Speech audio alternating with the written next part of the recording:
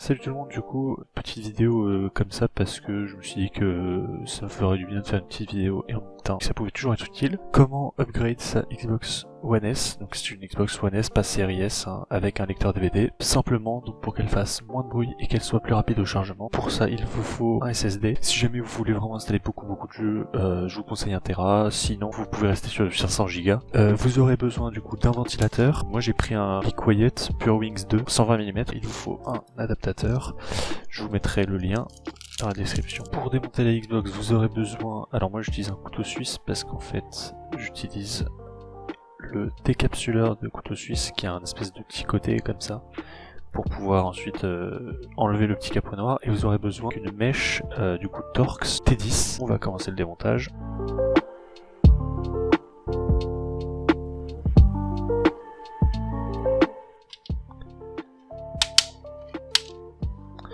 Comme vous pouvez le voir, une fois qu'on a enlevé une bonne partie, ça s'enlève plutôt facilement. Alors l'arrière, évidemment, vous allez niquer votre garantie. Et maintenant, on arrive devant ça. Alors, il y a les vis vertes qui en fait bloquent le capot blanc sur la face avant, cette face-là. Et il y a les vis grises qui permettent de maintenir en place les éléments. Du coup, on va retirer les vis vertes en premier.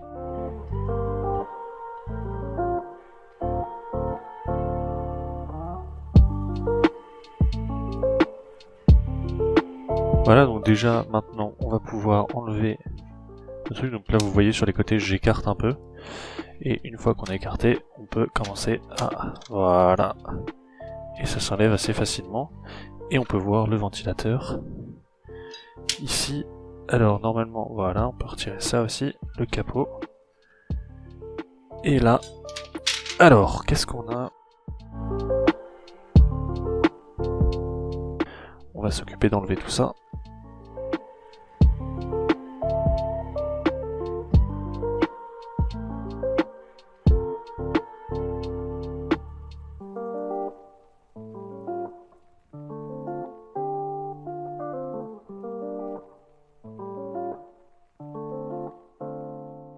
Le premier truc qu'on retire, c'est le SSD.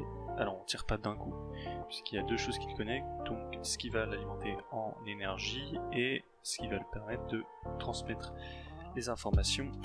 Je vous conseille juste de faire attention, voilà, il y a juste à tirer un coup. Ensuite on a le lecteur CD, on va poser ça ici. Ensuite l'alimentation, il faut en fait appuyer sur le petit bord que vous voyez là, pour ensuite voilà, tirer pour que les pins s'enlèvent. Le ventilateur, comment il va s'enlever?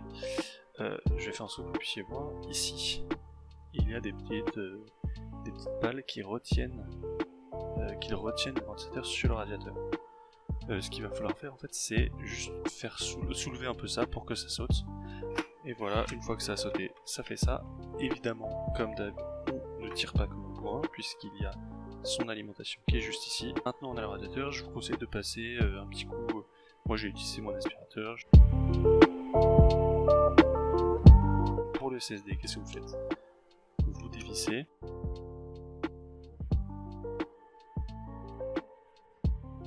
Donc ça c'est le disque dur que vous allez avoir à la base. Comme je le disais, vous avez juste à tirer. Et ensuite vous le mettez de côté, je vous conseille de le garder, ça peut toujours faire un disque dur dans un PC, dans un vieux PC, un truc comme ça, vous avez juste à le formater et c'est bon, vous avez 500 Go. C'est toujours bon à prendre. Et ensuite vous prenez votre SSD et vous le branchez, de toute façon il y a pas de, vous pouvez pas vous tromper de sens. Hop, c'est bon, et une fois que c'est bon, on remet les deux points sur les deux trous. Hop, c'est bon, et on peut recommencer, et on peut revisser.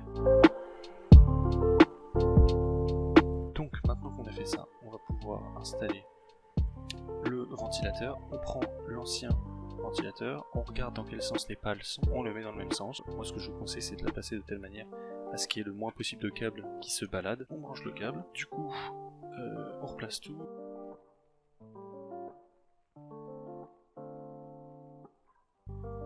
Tout est reclipsé. Et tout est fonctionnel. Voilà, donc on a remplacé le ventilateur et le disque dur par un ventilateur silencieux et un SSD.